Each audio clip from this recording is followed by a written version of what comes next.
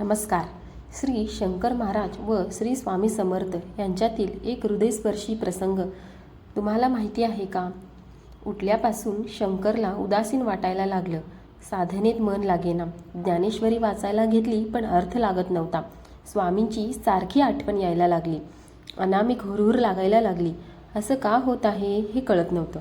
स्वामींच्या भेटीसाठी जीव कासावीस होत होता. शेवटी स्वामींनाच आवाहन करून विचारलं, स्वामी, आज काय होतंय मला कळत नाही. माझंच काही चुकलं का? नाही बेटा, हे शब्द कानावर ऐकायला आल्यावरती शंकरने पाहिलं. एका वटवृक्षाखाली स्वामी पद्मासनात बसले होते. मुखावर कोटी सूर्याचं तेज होते. नजर नेहमीसारखी करडी नव्हती. त्यात आईचे प्रेम झिरपत होते. शंकर आनंदाने पुढे गेला आणि स्वामींना नमस्कार करू लागला. स्वामींनी त्याला आपल्याकडे ओढून घेतलं. आपल्या हृदयाशी बसवलं. शंकरचं सर्व अंग कंपित होत गेलं. स्वामींनी शंकराकडे पाहिले आणि एक लखलखणारी ज्योत स्वामींच्या डोळ्यातून बाहेर आली आणि शंकरच्या हृदयात स्थिर झाली. शंकरला कळालं, देहाचं सगुण सरलं, देहाचं अनुबंधन तुटलं. शंकर कळवळून ओरडला, स्वामी, मला पोरकं करून असे कसे जाऊ शकता? पोरकं? आकाशातून उत्तर आलं.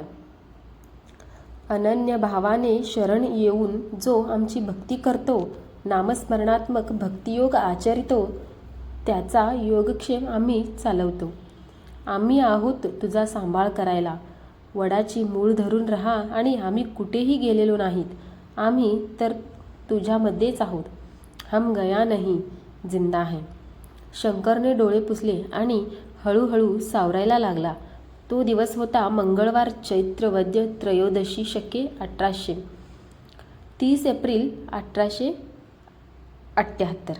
आपला वारसा लाडक्या शिष्याकडे देऊन अक्कलकोट स्वामींनी वडाखाली देहत्याग केला व ते निजानंदी निमग्न झाले.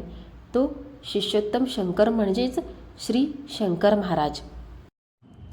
तर श्री शंकर महाराज व श्री स्वामी समर्थ महाराज यांच्यात घडलेला हा प्रसंग तुम्हाला माहीत होतं का? ते कमेंट करून नक्की सांगा. व ही माहिती आवडली असेल तर लाईक करा व अशीच नवनवीन विषय जाणून घेण्यासाठी चॅनलला सबस्क्राईब करा. धन्यवाद.